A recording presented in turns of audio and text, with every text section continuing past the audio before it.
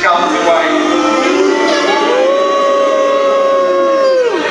These guys before the scheme, they not only misled their own fellow councillors with their phony justifications about it being revenue neutral and the need to recoup the massive outlay of providing a few extra bike bays.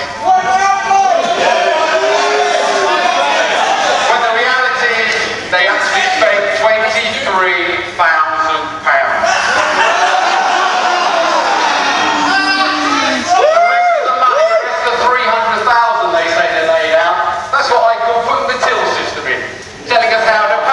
Paying their contractors to steal our money from us. Yeah.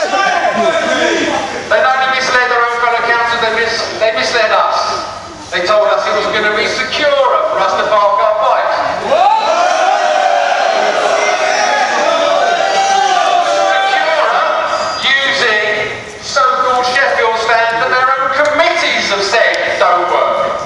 It's written down in previous committee meetings. They don't work, and yet they still feel justified in trying to tell us that that's their effort to make it secure for us. And then they tell us it's more convenient. It's more convenient for me to get off my bike, use my mobile phone, sit for 5 minutes in the pouring rain talking to some call centre as opposed to just getting off my bike and walking away. I don't think so. But more crucially, they've misled their own residents. They've all come in here on the Tory ticket to get elected, saying they're following the party line, and then they do this. You'll find all the Tory councillors here backing this, but you try and find a Tory MP willing to stand beside this, their blue chip council on this issue. You won't find one. They're all having to duck and dive and avoid this issue. This is not just a vital issue. That's what they want us to believe. This, as you all know, is about money. And they've already brought in £2.3 million.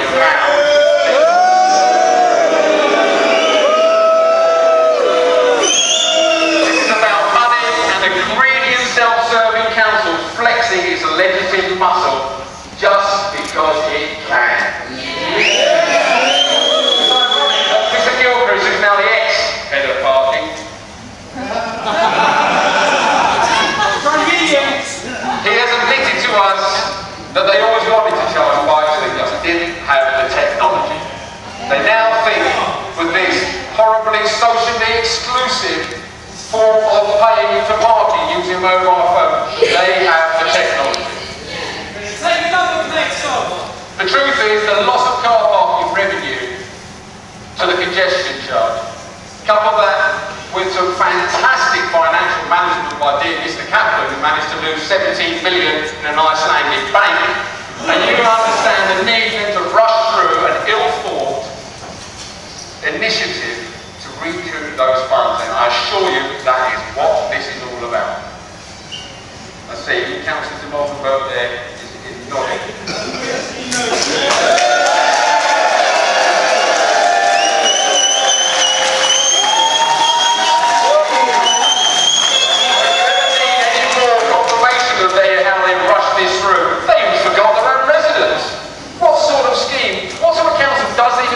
Consideration their own residents. They're now having to backtrack desperately to work out a way of giving their discounts to residents. That's how desperate they were to get this through. But I say to you, and I know a lot of you this affects, to me the most serious implications of this tax are firstly the diabolical precedent they are setting to all the other councils. And my God, there's some councils out there who need our money, I assure you. This council doesn't. But there's councils out there who can't even afford to grit their pavements through that coal snap. And this council has a war chest of 120 million and just grabbing more. We say no.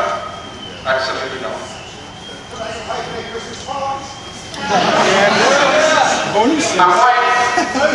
And when they promote the scheme to the local councils have been running from Monday to Friday and they suddenly switch it to a Saturday, let me ask you, who needs to be in Westminster on a Saturday? Who needs to be here? Quite simply, the low paid and the keen words. No one else needs to be here. This is a blatant attack on the poorest people who cannot afford this tax.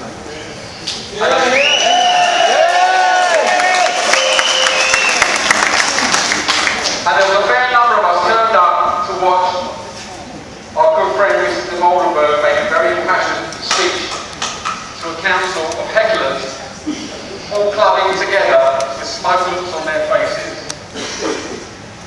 And they had the temerity to move straight on to their poor friends whose businesses might have an increase in their business rate. Alô. Tudo bom? Tudo bem. Estamos aqui dentro da prefeitura. What they haven't taken into account is they've galvanised all the disparate factions of the motorbike community. Tá. Engraçado, finito. And they've never seen a size of opposition like they're getting now. This is just the tip of the iceberg.